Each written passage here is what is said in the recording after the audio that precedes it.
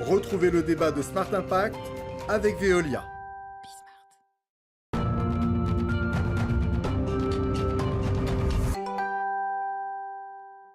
Smart Impact, le débat RSE, pas très éloigné de notre premier sujet puisqu'on parle des sécheresses qui touchent désormais chaque année notre pays. Et le constat est sans appel pour tous les spécialistes. La France manque d'eau, 40% du territoire si on en croit le dernier baromètre météo-agricole de WINAT. À l'heure actuelle, 54 départements sont concernés par des mesures de restriction de l'usage de l'eau et de l'irrigation.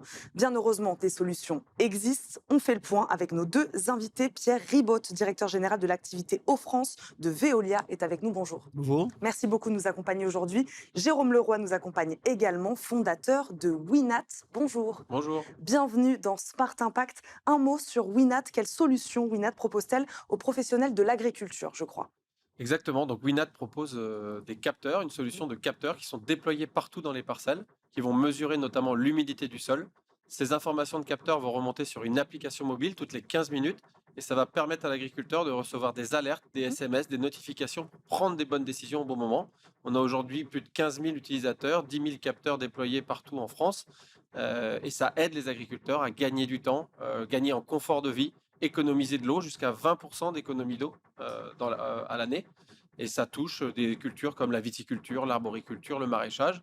Et on est une quarantaine de personnes aujourd'hui dans l'entreprise. On va en reparler évidemment. Pierre Ribotte, on ne présente pas Veolia évidemment, mais pouvez-vous nous rappeler en quelques mots quelles sont les différentes activités de Veolia Eau, justement? Bien, bonjour. Bonjour. Veolia est une entreprise de services spécialisée dans les métiers de l'eau, autour de la production, la distribution de l'eau potable, d'une part, la collecte et le traitement des eaux usées, d'autre part. Nous fournissons nos services aux collectivités locales et nos 15 000 salariés sont engagés au quotidien à assurer la continuité du service de l'eau et assurer la qualité de l'eau à environ un tiers de la population française. On va voir si assurer le service commence à être, je crois, un peu difficile aujourd'hui. L'actualité nous le rappelle, hein, c'est ce que je disais en préambule de cette émission, la France s'assèche. Les périodes de sécheresse vont-elles devenir dorénavant davantage la norme que l'exception, Pierre Ribotte? En cours, oui. Oui. Voilà, donc on le vit là, les 2018, 2019, 2020 étaient les 3 années les plus chaudes et les plus sèches de notre histoire. Ouais. L'hiver 2021-2022 a été particulièrement sec, ce qui nous met aujourd'hui dans une situation difficile pour assurer la continuité des services de l'eau. Et d'une façon générale, le réchauffement climatique bouleverse le cycle de l'eau. Les projections que nous avons, c'est qu'à horizon 20 ans, environ 20 à 40% du débit des cours d'eau va baisser. Donc on va avoir une baisse du débit de 20 à 40% des cours d'eau en France. Et ce qu'on appelle la recharge de nappe va baisser, elle également, de 20 à 40%. Ça, c'est si on ne fait rien? Ça, c'est effectivement le scénario tel qu'il est engagé climatiquement. Heureusement, des solutions existent. Oui, on va en parler. Voilà, donc la France a un climat tempéré. On va rentrer dans un climat semi-aride. On a des exemples de pays semi-arides qui arrivent à vivre et se développer dans ces conditions. Jérôme Leroy, le constat du dernier baromètre météo-agricole de WINAT, est-ce qu'il va dans le même sens de ce que vient de nous dire Pierre Ribotte? Oui, c'est Ouais. généralement l'hiver 2021 qui a été très sec, avec un déficit hydrique pendant tout l'hiver, couplé à des températures très élevées au printemps.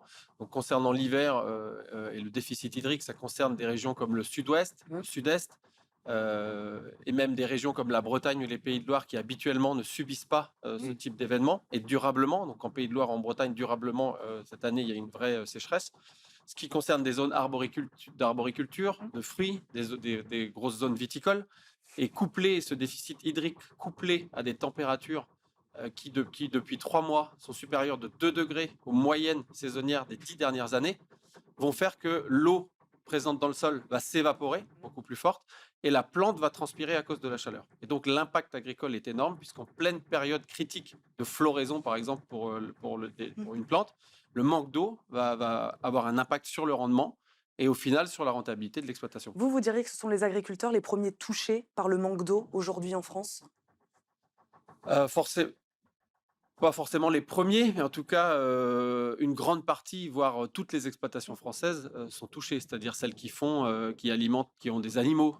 Il faut aussi faire boire les animaux. Et donc, des périodes de sécheresse, c'est très compliqué pour alimenter les animaux en eau, au bon moment, au bon endroit.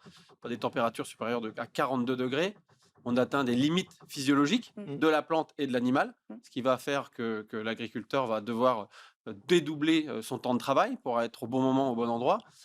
Sur les cultures, de grandes cultures, on va avoir des stress qui vont impacter les rendements, qui vont ne pas permettre de faire suffisamment de stock pour passer l'hiver, pour alimenter par exemple les animaux.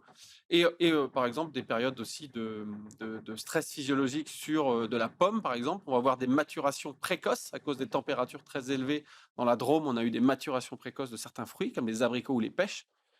Et sur l'orge, qui est une des premières céréales qu'on récolte, il y a eu des rendements qui ont été impactés à hauteur de 20%. Donc forcément, sur les 380 000 agriculteurs français, ils sont tous concernés. Aujourd'hui, cette année particulièrement, tout le territoire français est concerné. Et donc, toute la profession va avoir un impact sur son rendement, sur sa profitabilité. Et donc, tous les millimètres d'eau sont bienvenus. Les orages, parfois, sont bienvenus, mais ils ne sont pas forcément captés par la plante. Alors que quand la pluie est présente de manière naturelle, effectivement, ça aide l'agriculteur. Cette année, il n'y a pas eu de pluie et les températures sont très élevées. Les sols transpirent et la plante est en difficulté et en stress. Pierre Ribotte, je parlais de restrictions. Comment ce manque d'eau se manifeste aujourd'hui? Là, on vient de parler des agriculteurs. Pour les particuliers, par exemple, voilà, dans des départements où on dit qu'on restreint l'utilisation, ça se manifeste comment? Ça se manifeste par des arrêtés Ouais. d'usage, donc des limitations sur, par exemple, de l'arrosage, des Ouais. usages récréatifs, dans les usages domestiques, encourager à la sobriété, donc en gros, ne pas laisser couler l'eau, utiliser ses toilettes, la chasse de ses toilettes de façon plus modérée aussi. On peut en arriver jusque-là. Euh, Vous évoquez les enjeux pour l'agriculture, c'est une évidence touchée. Ce qu'on a vu dans des pays qui ont vécu avant nous, hein, des vagues de chaleur et un bouleversement de leur cycle de l'eau, c'est les conflits d'usage et les priorisations à avoir entre l'usage domestique, hein, l'usage industriel, l'usage économique, par exemple touristique, et l'agriculture. Et lorsqu'on puise collectivement dans la même ressource, hein, dans un bassin donné, euh, s'il y a un manque d'eau, il faut parfois arbitrer. Et d'autres pays ont eu à faire ça, où on s'en fait très très peur, en devoir choisir en plein été. Je vis du tourisme, mais je peux plus accueillir mes touristes ou pas correctement. J'ai besoin de développer mon activité industrielle, mais je n'ai plus assez d'eau localement pour, par exemple, doubler la capacité de production d'une usine. Comment je fais? Donc, ces situations-là, en France, elles commencent à exister, et le changement climatique, à l'œuvre, ne va faire malheureusement que les multiplier. Bon, Pierre Ribotte, on va parler des solutions. Quels sont les premiers leviers à actionner pour économiser l'eau? Donc, quelles solutions vous développez, vous valorisez dans ce sens chez Veolia Eau? Je vous ai entendu parler de réutilisation des eaux Ouais. usées. Mmh. Voilà, expliquez-nous les leviers aujourd'hui à actionner. Alors, nous, chez Veolia, on se dit que l'eau est trop précieuse pour être prélevée inutilement d'abord. Mmh. C'est-à-dire que la première chose, c'est travailler à ne pas gaspiller l'eau, ne pas la perdre inutilement. Et la première action qui peut être menée, c'est sur ce qu'on appelle le rendement des réseaux, entre ce qui est pompé et distribué, qui arrive au bout du robinet chez vous. En France, en moyenne, il y a 20% de pertes. Il faut travailler à réduire ces pertes. Donc, on se dote de technologies, de savoir-faire, de capteurs, de systèmes de supervision, qui sont des technologies Veolia, qui permettent en fait de repérer les fuites le plus rapidement possible et d'intervenir très rapidement pour réparer ces fuites. C'est aussi des modélisations des réseaux, qui sont des ouvrages historiques, enterrés, qu'on ne voit pas, pour essayer de prévenir et de se dire c'est plutôt tel segment, tel tronçon de réseau qui va casser ou fuir prioritairement, et de faire des choix pour investir sur les éléments du réseau qui ont le plus d'impact du point de vue de la préservation de la ressource, et donc des limiter les pertes en eau. Les pertes en réseau. Donc ça, c'est le premier élément. On va dire travailler sur ce réseau-là. Et ensuite, chasser toutes les fuites. Donc c'est boucler toutes les boucles. Je vais y revenir. Donc l'eau est trop précieuse pour être prélevée inutilement. Et deuxièmement, l'eau est trop précieuse pour n'être utilisée qu'une seule fois. Aujourd'hui, globalement, en France, c'est ce qu'on fait. On prélève l'eau, on l'utilise, on la récupère, on la traite et on la retourne au milieu naturel. Eh bien, les principes de l'économie circulaire nous engagent à fermer autant que possible toutes ces boucles pour les garder. Le changement climatique va provoquer de la variabilité. On va avoir des périodes où on aura bien trop peu d'eau. C'est ce qu'on vit aujourd'hui. Et puis, vous parlez d'inondations, d'orages, et des périodes où on va avoir des excès d'eau. Eh bien, il faut travailler à développer des solutions pour lisser ces à-coups.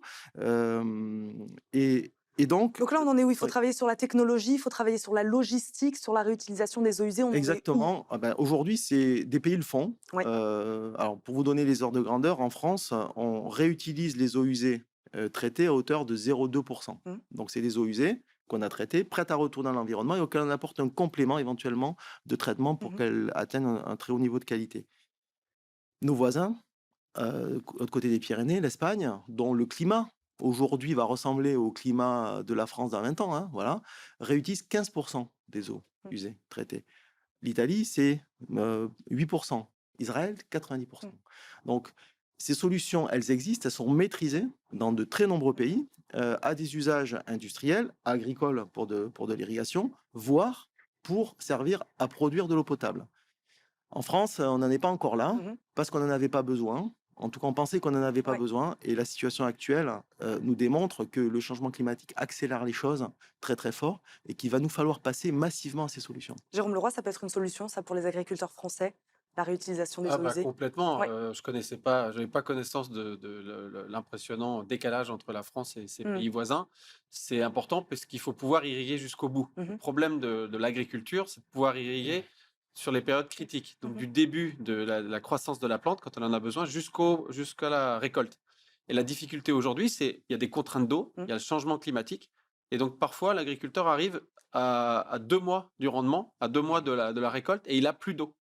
Et donc, toutes nos solutions vont essayer de faire perdurer tout au long du cycle cultural la capacité de l'agriculteur de prélever de l'eau. Et qu'effectivement, si on pouvait stocker un peu plus en hiver dans des forts événements climatiques, réutiliser de l'eau, des eaux usées que le particulier utilise pour permettre à l'agriculteur d'être plus résilient et d'aller jusqu'au bout de sa culture, effectivement, je pense qu'on pourrait trouver des beaux partenariats sur ces sujets.